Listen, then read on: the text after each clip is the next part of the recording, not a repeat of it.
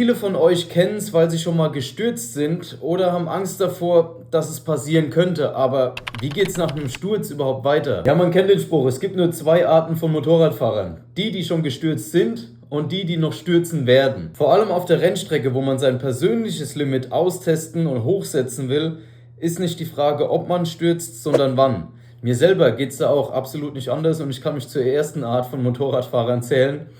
Mehrfach. Weil ich habe schon mittlerweile einiges erlebt. Ich bin schon ein paar Mal gestürzt, egal ob das Rutscher übers Vorderrad war oder Hinterradrutscher beim Gasanlegen oder fehlende Erfahrung oder einfach Unkonzentriertheit oder Selbstüberschätzung. Da war schon einiges dabei, nicht nur auf der Rennstrecke, sondern auch auf der Straße.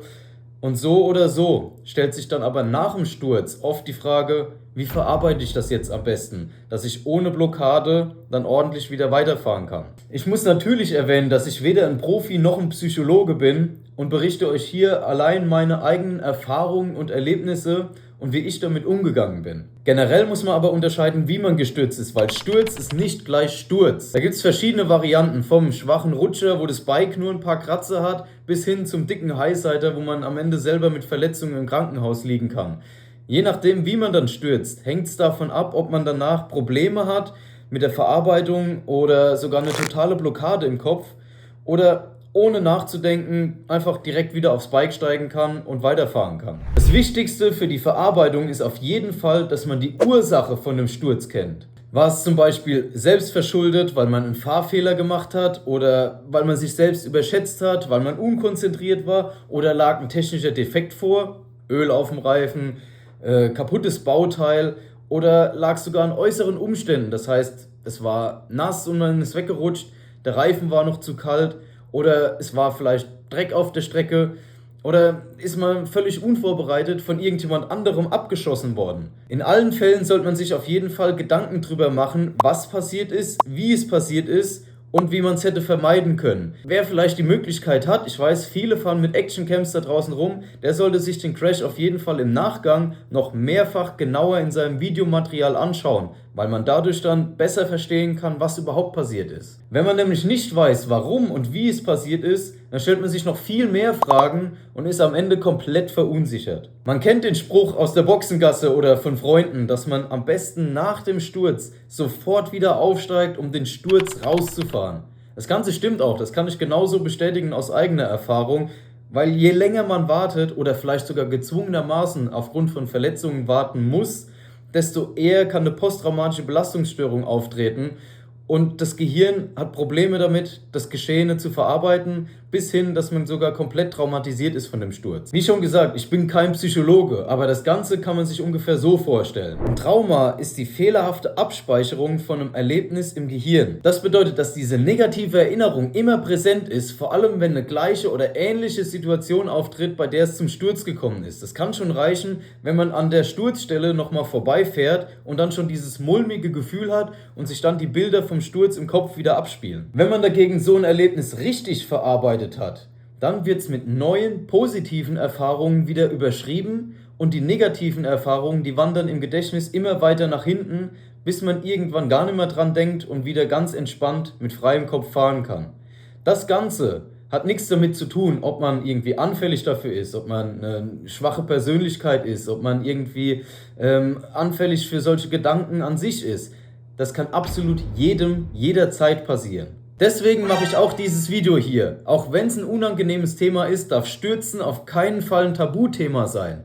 Weil es kann jedem passieren, jeder kann durch einen Sturz oder durch ein schlimmeres Erlebnis irgendwie eine Blockade im Kopf kriegen und kann davon beeinträchtigt werden. Und es bringt dann am Ende nichts, wenn man auf Krampf durch die Boxengasse läuft und hier auf harten Hund macht, ich bin der Geilste und mich juckt das alles nicht. Es kann wirklich jeden treffen. Deswegen interessiert es mich auch, was ihr für Erfahrungen gemacht habt. Schreibt es unten in die Kommentare rein, ob ihr schon gestürzt seid, wie schlimm das war und wie ihr es verarbeiten konntet. Egal, ob das auf der Straße oder auf der Rennstrecke war. Ich selbst hatte bei meinen zahlreichen Stürzen, egal ob auf der Straße oder auf der Rennstrecke, bisher immer das Glück, mich nie ernsthaft verletzt zu haben. Das heißt, bis auf ein paar blaue Flecken oder kleine Prellungen oder ähnliches, konnte ich immer direkt aufstehen, mich abklopfen und vom Unfallort weglaufen und, sofern es die Maschine technisch zugelassen hat, sogar direkt wieder aufsteigen und weiterfahren. Trotzdem hatte ich dann vor allem am Anfang hier und da immer wieder mal ein komisches Gefühl. Zum Beispiel, wenn ich an der Sturzstelle vorbeigekommen bin, wie jetzt in Hockenheim auf der Doppelrechts vor Startziel oder auch in Rijeka, wenn es die Kuppe hochgeht.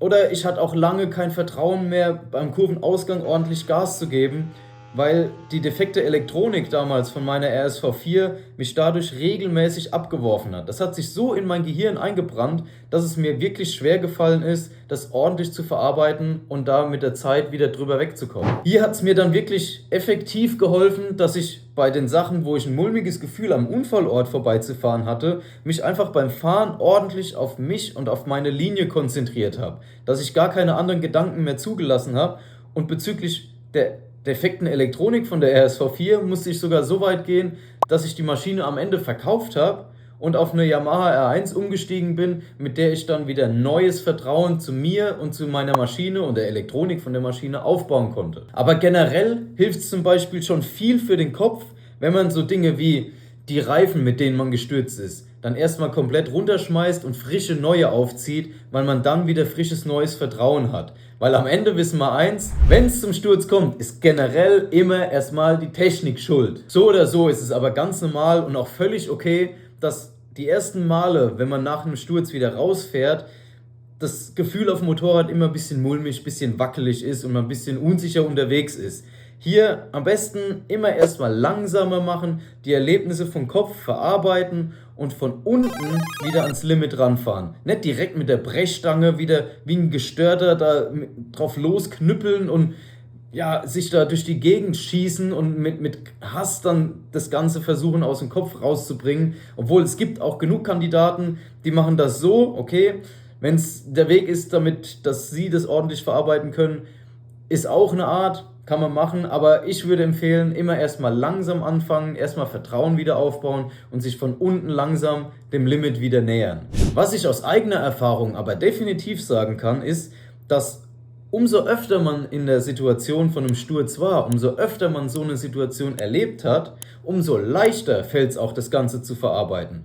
Vorausgesetzt natürlich immer, dass man die Fehler schnell und gut versteht, die man gemacht hat, im besten Fall auch direkt daraus lernt und dann kann man viel leichter und schneller auch damit umgehen.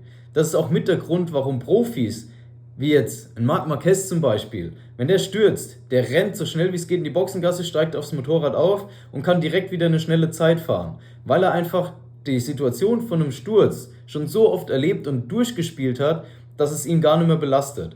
So konnte ich zum Beispiel auch, wo ich in Rijeka letztes Jahr meinen ersten Rutscher gehabt habe, relativ schnell wieder aufstehen, das Motorrad in der Mittagspause zusammennageln und direkt wieder rausfahren, mit freiem Kopf eine 1,34 fahren. Ich war nicht wirklich langsamer gewesen als vor dem Sturz, aber auch nur, weil ich wusste, was ich falsch gemacht habe, dass ich den Fehler gemacht habe und dass es nicht am Motorrad oder an ähnlichen äußeren Umständen gelegen hat, die ich selber nicht beeinflussen konnte. Das Ganze ist natürlich was anderes, wenn man jetzt von jemand anderem abgeschossen wird. Da muss man natürlich erstmal wieder Vertrauen auf das komplette Fahrerfeld aufbauen.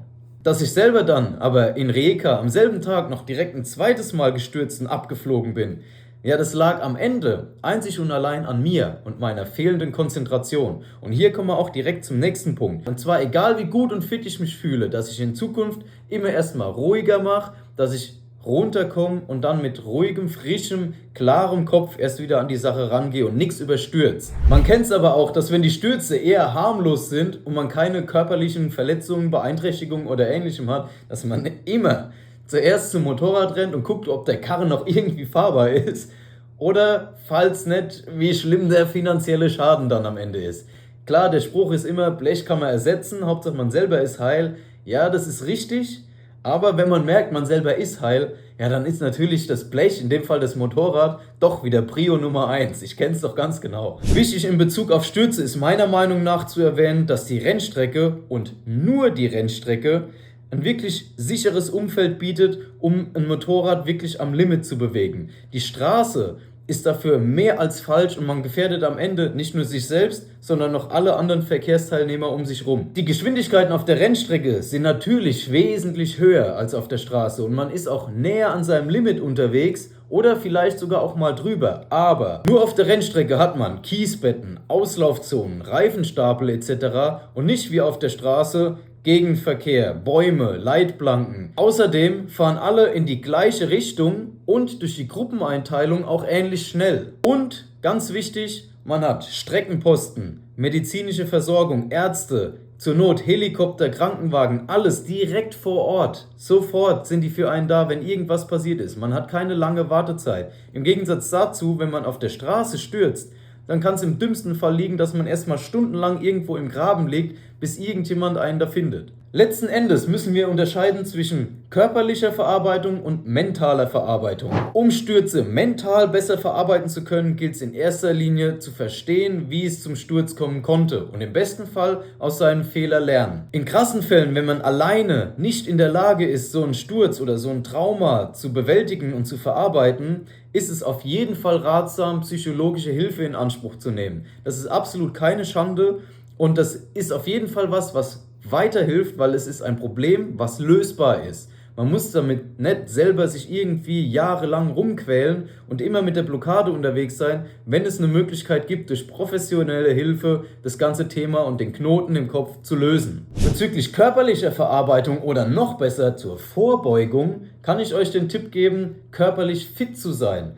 Das heißt, macht eine gewisse Art von Sport, egal was, ob das jetzt Fitness ist oder ihr Fußball spielen geht oder Badminton, was auch immer, aber so ein gewisses Level an Grundfitness hilft euch, vor allem im Fall der Fälle von einem Sturz, dass es nicht direkt zu schlimmeren Verletzungen kommt. Dadurch seid ihr nämlich flexibler, ihr seid dehnbarer und habt eventuell sogar schon ein bisschen Skills im Kopf, euch besser abzufangen oder auch abzurollen. Wenn man dagegen runterfliegt wie so ein nasser Sack und einschlägt wie ein Meteorit, dann kann es natürlich direkt schlimmer ausgehen und zu schlimmeren Verletzungen führen. Typische Dinge sind so Sollbruchstellen wie Schlüsselbein oder auch Rippen, die dann sofort durch sind. Das muss natürlich alles nicht sein. Deswegen guckt, dass ihr so ein gewisses Level an Grundfitness habt und es beugt auf jeden Fall schon mal viel vor. Wer jetzt noch mehr über meine Stürze erfahren will und eine Analyse, wie es dazu kommen konnte, der schaut sich zum Beispiel hier oben das Video von meinem Crash in Method an oder hier unten das Video von meinem Doppelcrash in Kroatien.